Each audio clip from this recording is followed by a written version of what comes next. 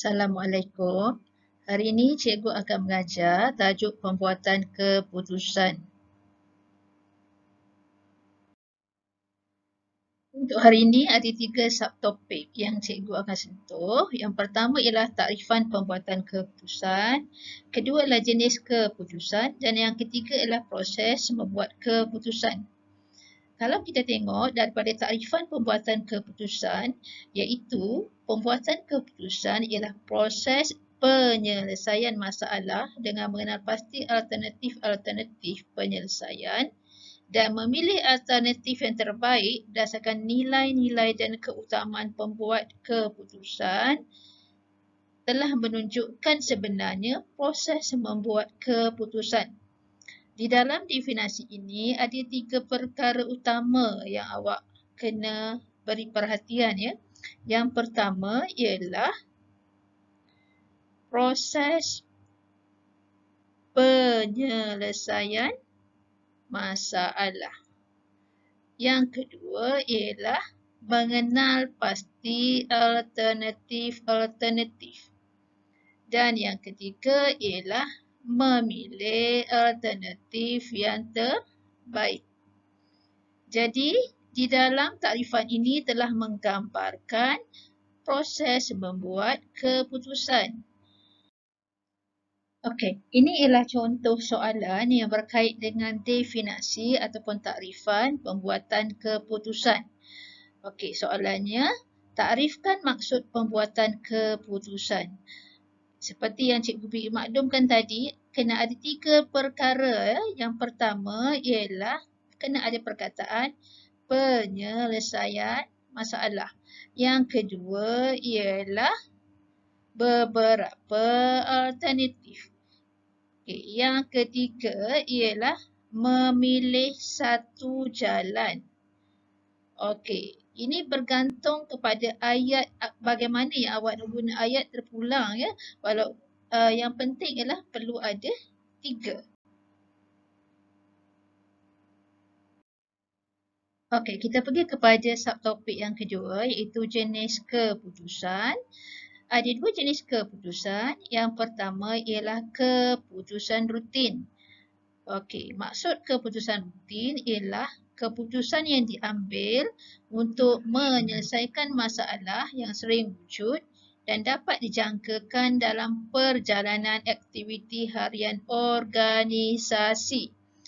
Okey, kita tengok di sini dalam definisi ini ada perkataan menyelesaikan masalah yang sering wujud dan dapat dijangkakan.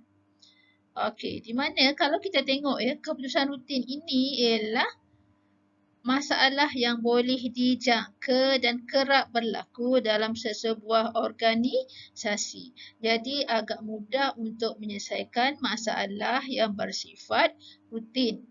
Okey, sebagai contoh, pekerja yang sering datang lewat ke tempat kerja ya, masalah pekerja sering datang lewat.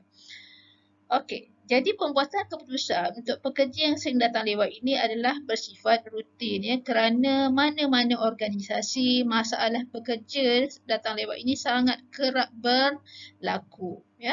Okey, oleh itu kebiasaannya mana-mana organisasi akan mempunyai polisi, peraturan ataupun prosedur tertentu untuk mengatasi masalah pekerja yang sering datang lewat ya. Yang ini kita sebut sebagai masalah berstruktur ataupun masalah berprogram ataupun berulang-ulang.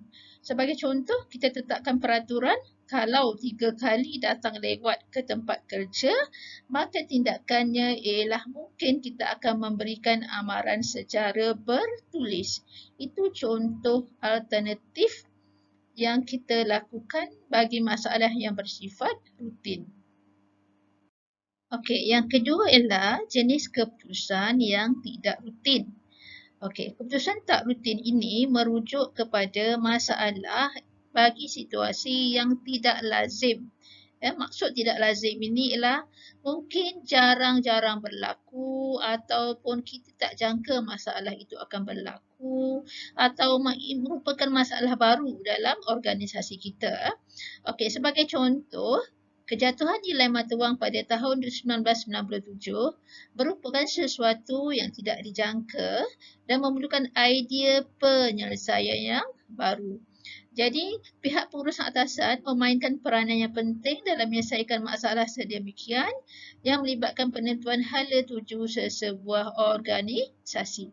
Jadi kalau kita tengok ya, masalah yang melibatkan keputusan yang tidak rutin ini ataupun masalah yang jarang berlaku ini yang tidak dapat dijangka, kebiasaannya pihak pengurusan atasan lah yang akan memainkan peranan ya. Kerana kalau kita silap membuat keputusan, dia akan menjejaskan keseluruhan organisasi.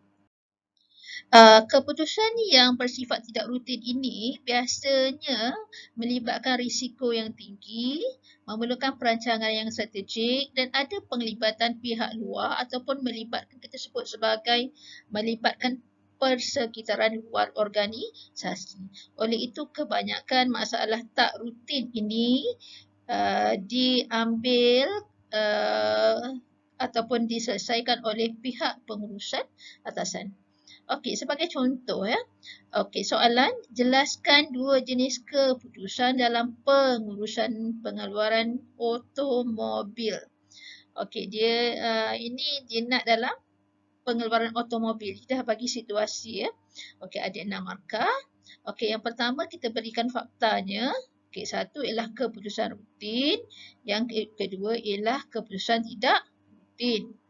Okey, kemudian kita pergi kepada yang kedua iaitu definisi konsep yang kita sebut selalu cikgu sebut sebagai perkataan jelaskan. Perlu ada 3 komponen ya. Yang pertama ialah fakta, yang kedua ialah huraian ataupun penerangan kepada fakta dan yang ketiga ialah contoh. Okey, keputusan rutin dibuat berdasarkan kepada masalah yang biasa kerap berlaku berulang-ulang. Okey, sebagai contoh, contoh mesti merujuk kepada pengeluaran automobil. Contoh, masalah menambah pengeluaran kereta. Kita mesti rujuk kepada masalah. Ya. Okey, masalah dia dah beri situasinya ialah pengeluaran automobil. Okey, contoh masalah ini ialah menambah pengeluaran kereta. Okey, menambah atau mengurangkan pengeluaran kereta bagi sebuah syarikat pengeluaran kereta merupakan masalah yang rutin sahaja. Okey, jadi alternatif penyelesaian masalahnya ialah menyelaraskan kerja setiap bahagian pengeluaran. Okey, jadi jika pihak syarikat ingin menambahkan pengeluaran kereta, pihak syarikat mestilah memaklumkan kepada setiap bahagian pengeluaran bahawa sebanyak mana kereta akan ditambah dan ini akan melibatkan komponen-komponen yang berkaitan. Okey, yang kedua ialah keputusan tidak rutin. Okey, keputusan tidak rutin masih lagi kita mesti nyatakan huraian. Okey, iaitu dibuat terhadap masalah yang tidak dijangka atau jarang berlaku atau sekali sekala atau masalah baharu. Okey, keputusan bersifat adaptif dan inovatif. Ini pilihan ya. Nak tambah, nak tulis boleh, tak tulis pun boleh. Okey, sebagai contoh. Pelanggan mengubah spesifikasi produk mengikut keperluan sendiri. Okey, masalahnya ialah pelanggan mengubah spesifikasi produk mengikut keperluan sendiri. Sebagai contoh, pelanggan kita ada di kalangan orang kelainan upaya ya. Maknanya mungkin kita punya kereta kita perlu mengubah suai kerana ada permintaan daripada OKU. Jadi inilah jarang-jarang berlaku.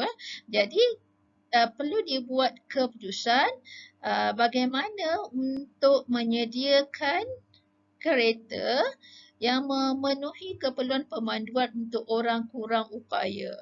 Ya, berilah contoh ya. Contohnya mungkin ada brake di tangan ataupun mungkin boleh dikawal secara automatik dan sebagainya. Okey, kita pergi kepada bahagian ketiga untuk topik kita pada hari ini iaitu proses membuat keputusan. Okey, definisi proses membuat keputusan ialah proses menyelesaikan masalah dengan memilih alternatif terbaik daripada alternatif yang ada.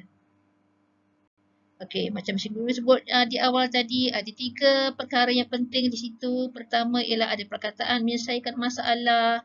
Kedua ialah memilih alternatif yang terbaik dan yang ketiga adalah alternatif yang ada. Terdapat 6 langkah dalam proses pembuatan keputusan. Yang pertama ialah mengenal pasti masalah. Kedua ialah mengutip data. Ketiga ialah menganalisis data.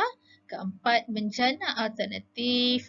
Kelima, menilai alternatif. Dan yang keenam, memilih alternatif. Jadi kalau kita tengok ya, 6 langkah dalam proses pembuatan keputusan ini, kalau cikgu sebut tadi ada 3 perkara yang penting yang kita kena sentuh ialah pertama ialah mengenal pasti masalah, kedua ialah menjana alternatif dan ketiga ialah memilih alternatif.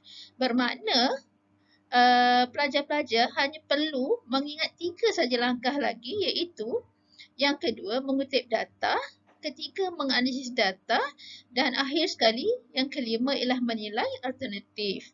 Ya. Tetapi pastikan ya setiap langkah-langkah ini perlu disusun mengikut susunan yang betul. Okey, kita pergi kepada langkah yang pertama iaitu mengenal pasti masalah. Okey.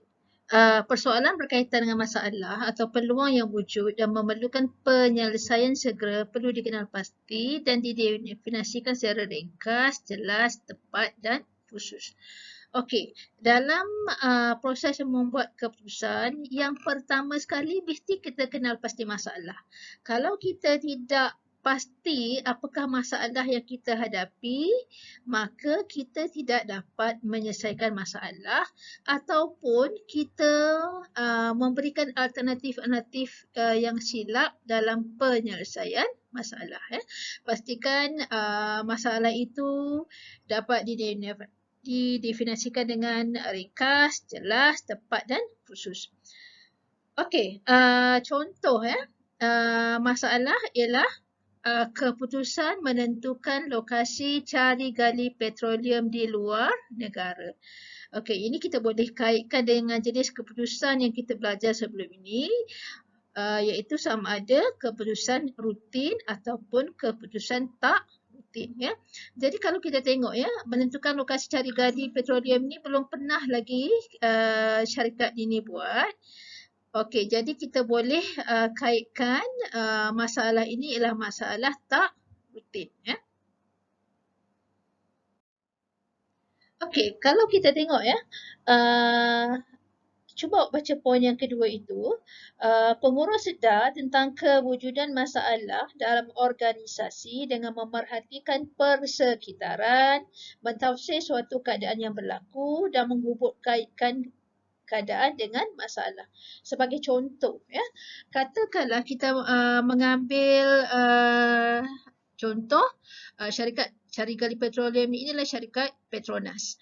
Okey, maknanya kemungkinan Petronas menghadapi masalah dengan sumber yang terhad di Malaysia, maka untuk mengekalkan prestasi syarikat, Petronas perlu mencari lokasi cari gali petroleum yang baru di luar negara. Jadi masalahnya sekarang ialah masalah untuk mencari lokasi itu di mana, ya, di luar negara itu di mana. Okey, langkah kedua ialah mengutip data. Maklumat penting perlu dikumpulkan untuk menyelesaikan masalah yang wujud. Pengurus memperoleh maklumat berkaitan dengan masalah dari sumber dalaman dan luaran organisasi bagi tujuan menganalisis dan maklumat untuk mencari punca masalah. Okey, contoh-contoh punca maklumat seperti keadaan ekonomi, dasar kerajaan, peluang pasaran dan lain-lain. lain. Ya. Manakala sumber dalaman pula mungkinlah data-data tentang bilangan pekerja, kemahiran, peralatan dan lain-lain. Okey, sebagai contoh, kita nak mengaitkan dengan masalah syarikat cari gali petroleum tadi. Masalahnya ialah untuk mencari lokasi bari di luar negara. Ya. Okey, jadi berkait dengan mengutip data, apa yang perlu dilakukan oleh syarikat tersebut ialah mengutip data luaran seperti keadaan ekonomi semasa di negara-negara yang mempunyai sumber petroleum. Ya. Sebab kalaulah kata keadaan ekonomi tidak berapa memberangsangkan, ya, mungkin banyak sekatan-sekatan tidak membolehkan syarikat mengusahakan proses cari gali itu dengan lancar. Ya. Jadi syarikat perlu mencari maklumat-maklumat dengan negara-negara tertentu supaya apabila syarikat menjalankan usaha cari gali tiada masalah. Ya. Sebagai contoh, berkait dengan dasar kerajaan. Kalau kita mengusahakan perniagaan di luar negara, kemungkinan ada sekatan-sekatan oleh kerajaan daripada negara tersebut. Ya. Kemungkinan mungkinlah untung kita tidak boleh bawa balik sebagainya. Jadi syarikat perlu mengkaji maklumat-maklumat ini dengan terperinci. Okey, langkah ketiga dalam proses pembuatan keputusan ialah menganalisis data. Okey, berdasarkan maklumat ataupun data yang kita kumpulkan tadi, pengurus-pengurus boleh mengenal pasti latar belakang masalah, punca masalah, pihak-pihak yang terlibat, kesan masalah pada organisasi dan sebagainya. Ya. Okey. Kita boleh pelbagai cara untuk mengumpulkan maklumat. Mungkin kalau kata daripada luar negara, kita boleh daripada kementerian-kementerian perdagangan antarabangsa. Kita perlu pastikan kesihapan semua maklumat ini adalah benar, kualiti maklumat perlu kita titik beratkan, ya, kerana ini ialah melibatkan pelaburan yang besar. Okey, pembuat keputusan boleh menganalisis data dengan menggunakan analisis kuantitatif dan kualitatif. Ya. Kita dah bincang sebelum ini, analisis kuantitatif, kita ada statistik deskriptif, kita ada pokok keputusan. Okey, dan kualitatif kita akan bincangkan selepas ini. Okey, contoh, ya, bagaimana kita nak menganalisis data. Contohnya, kita menggunakan analisis kualitatif iaitu mewujudkan kumpulan fokus dalam menentukan alternatif negara yang akan dipilih untuk cari gali petroleum yang baharu. Ya. Di mana kumpulan fokus ini merupakan salah satu kaedah ataupun alat membuat keputusan di mana kita mengumpulkan mereka yang pakar bagi menganalisis satu persatu negara-negara yang kita pilih untuk membuat pelaburan. Langkah keempat ialah menjana alternatif. Setelah kita kenal pasti punca masalah, pengurus akan membina senarai alternatif penyelesaian masalah berdasarkan maklumat yang diperoleh. Okay, pada peringkat ini, beberapa alternatif yang boleh digunakan untuk menyelesaikan masalah yang timbul. Ya. Okey, contoh seperti langkah ketiga tadi, ya, kita sebut kita adakan kumpulan fokus. Di mana mungkin di dalam kumpulan fokus ini ada sekumpulan pakar, ya, melalui pendidikan lepas dan fikiran-fikiran yang kreatif, ya, daripada mereka yang dipilih. Ya. Okey, maklumat yang relevan dan mencukupi perlu dikumpulkan untuk membina alternatif penyelesaian yang sesuai. Ya. Okey, sebagai contoh, ya, setelah dibuat analisis, setelah kita kenal pasti punca masalah, ya, bagaimana untuk mengatasi masalah, kemungkinan hasil-hasil yang akan kita perolehi.